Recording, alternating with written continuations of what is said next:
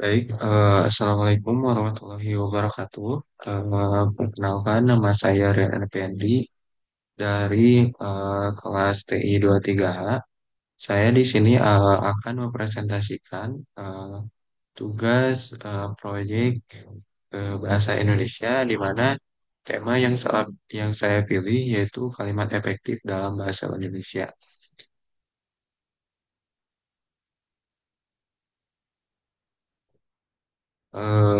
Baik, mungkin langsung saja ya.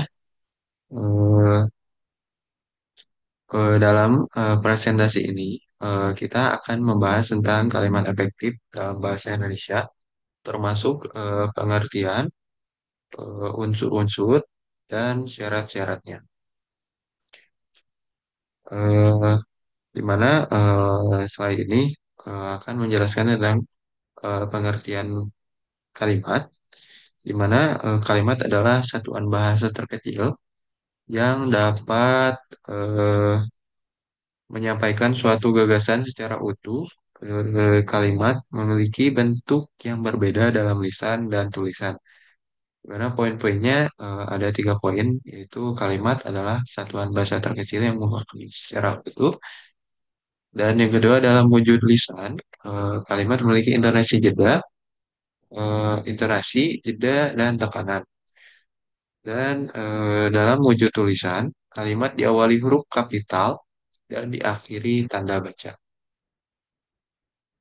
Adapun unsur-unsur kalimat yaitu ada 5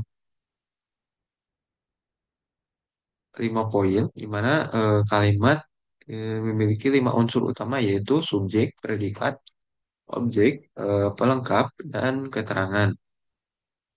Masing-masing unsur memiliki peran dalam membentuk struktur kalimat yang benar, di mana predikat menjelaskan subjek dan menyatakan keadaan.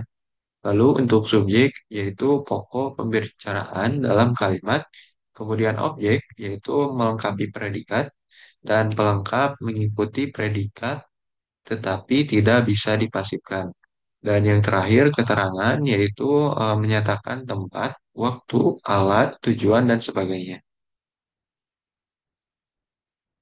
Untuk pengertian kalimat efektif, kalimat efektif adalah kalimat yang mampu menyampaikan gagasan secara jelas dan sesuai dengan kaidah bahasa.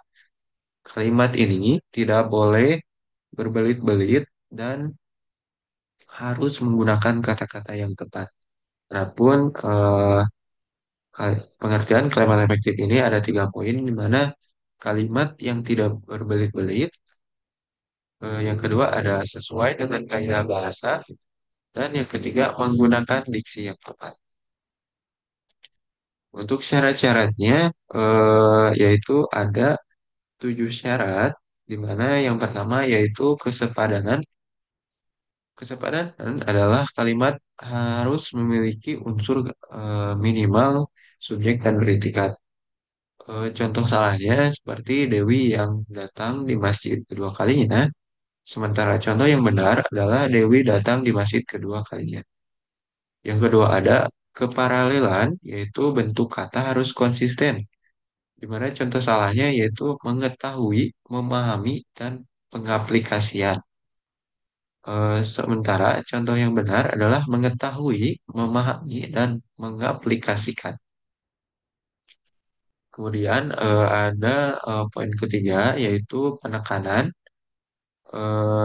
Penekanan adalah subjek tidak terlalu harus di awal kalimat. Seperti contoh salahnya adalah sudah saya baca buku itu. Sementara contoh yang benarnya buku itu sudah saya baca. Dan yang keempat yaitu kehematan kata. Kehematan kata adalah hindari pengulangan yang tidak perlu. Seperti contoh salahnya adalah para mahasiswa berunjuk rasa, sementara yang benar adalah para mahasiswa berunjuk rasa. Kemudian ada poin kelima yaitu kecermatan, di mana kecermatan ini adalah pilih kata yang tepat agar tidak ambigu. Seperti contoh salahnya, guru baru pergi ke ruang guru, Yang benar adalah guru yang baru pergi ke ruang guru. Dan yang keenam ada kepaduan, di mana kepaduan ini adalah kalimat harus bersatu padu, tidak terpecah-pecah. Contoh salahnya adalah Budi membicarakan tentang pengalaman liburannya, sementara contoh yang benarnya Budi membicarakan pengalaman liburannya. Dan yang terakhir ada kologisan, di mana kologisan ini adalah kalimat harus masuk akal. Di mana contoh salahnya adalah waktu dan tempat saya persilahkan. Sementara contoh benarnya kepada Bapak penceramah, saya persilakan untuk naik ke podium. Untuk kesimpulannya, eh, kalimat efektif adalah kalimat yang dapat menyampaikan pesan dengan jelas tanpa membingungkan pembaca atau pendengar. Dengan memahami syarat-syaratnya, kita dapat meningkatkan keterampilan berbahasa kita.